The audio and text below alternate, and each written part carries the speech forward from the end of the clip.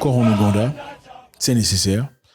La fois dernière, on a parlé de l'histoire selon laquelle l'ambassade américaine avait décidé de voler le drapeau que vous connaissez en défiance par rapport à la loi qui a été votée en Ouganda, qui n'était pas acceptée du tout par l'Ouest. Les Ougandais sont restés fermes sur leur position. Mais aujourd'hui, le président Biden des États-Unis vient de réagir par rapport à ça encore une fois, davantage. Généralement, on a l'impression que quand vous demandez une chose à quelqu'un et qui n'est pas d'accord, qu'est-ce que vous faites? Vous vous retirez un tout petit peu, question de lui donner de l'espace pour pas que ça paraisse agressif, pour peut-être finalement décider de changer de tactique, parler peut-être un peu différemment, question de voir comment ça se passe. Mais curieusement, voilà ce qui s'est passé. Le président américain Joe Biden a exigé l'abrogation immédiate de la sévère loi anti-ougandaise et envisagera des sanctions ou d'autres peines contre le pays africain et ses dirigeants. Il demande que la loi soit abrogée immédiatement, la loi anti-ougandaise, et envisagera des sanctions et d'autres peines contre le pays et ses dirigeants. Il envisagera des sanctions et d'autres peines contre le pays et ses dirigeants. Bon, c'est le pays des gens, c'est chez autrui quand même. Tu envisageras des sanctions et des peines contre le pays africain et contre ses dirigeants. On dit le 29 mai, le président ougandais Yoweri Museveni a signé une loi qui impose des graves sanctions pour la promotion de l'homo,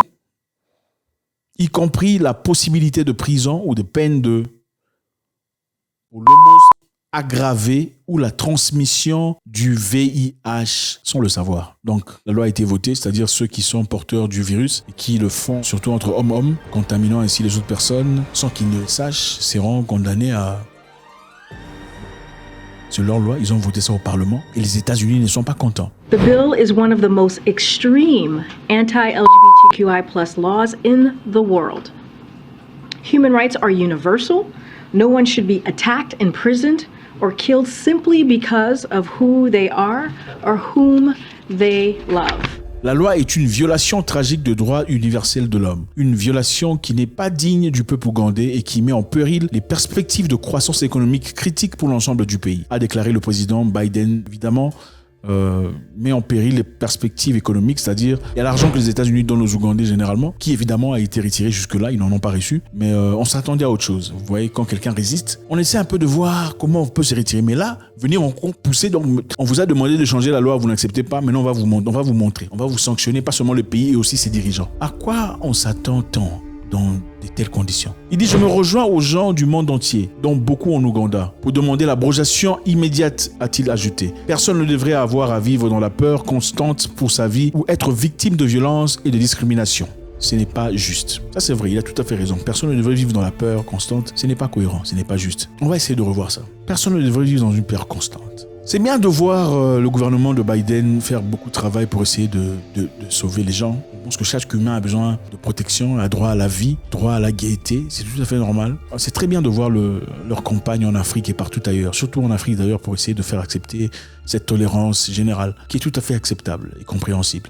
Seulement, parlons des États-Unis un tout petit peu. Est-ce que vous vous rendez compte qu'aux États-Unis, il y a des problèmes qui existent, des vrais problèmes? Par exemple, nous savons tous que les gens comme nous, comme ça, ont souvent des difficultés avec la police. Other members of the community marched in support of the teens.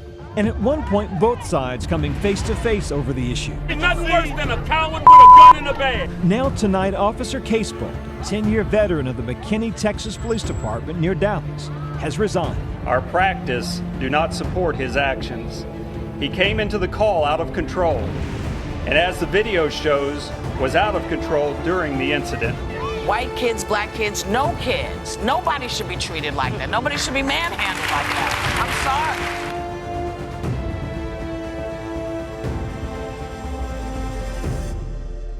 Très souvent, beaucoup sont finis, c'est-à-dire pour ne pas dire le mot, dans la plupart des cas. N'est-ce pas la raison pour laquelle beaucoup de personnes sont sorties dans les rues pour dire Black Lives Matter?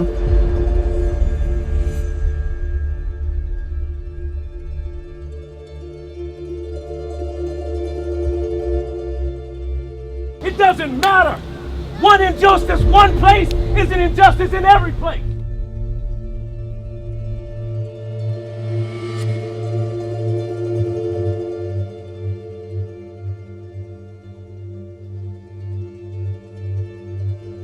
Oui, c'est justement pour ça.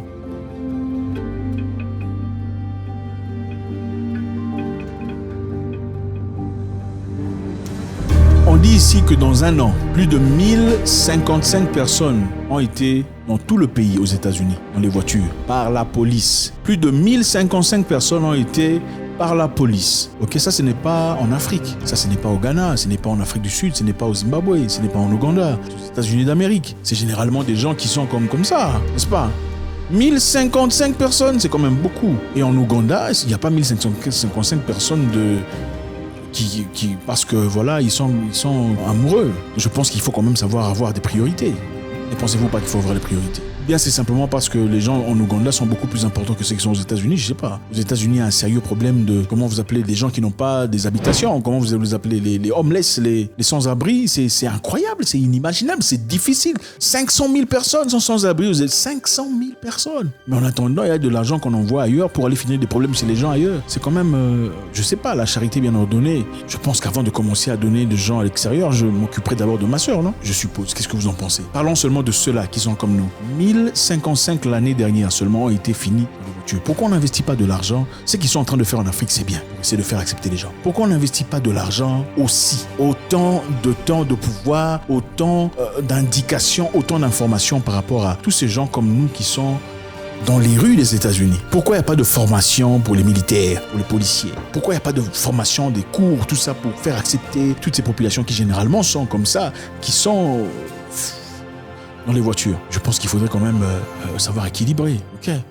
Je pense que cela effacerait l'ardoise de critiques venant des pays étrangers disant que pourquoi tu ne finis pas les problèmes chez toi et tu essayes de finir les problèmes chez nous à la maison. Moi, je pense encore une fois que quand on vient chez quelqu'un et qu'on trouve qu'il a sa façon de vivre, premièrement, on respecte. Sinon, si on veut faire des propositions, on le fait très gentiment. On démontre pourquoi vos propositions sont louables ou sont bien. Je ne pense pas qu'en essayant de le faire par force serait la façon la plus appropriée de faire changer d'avis à une personne. Parce que la réalité est que si vous le faisiez par force, finalement, ça ne changera pas la mentalité parce que la personne suivante qui viendra après vous réinstaurera l'idée que vous avez essayé de détruire par la force. Très peu de choses fonctionnent par la force, je pense. Je ne sais pas.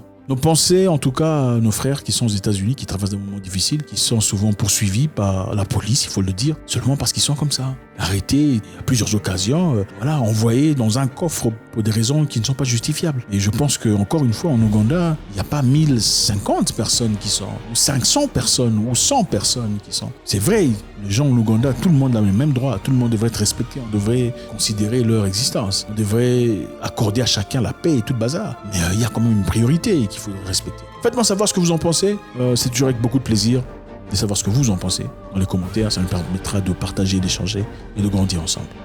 God bless.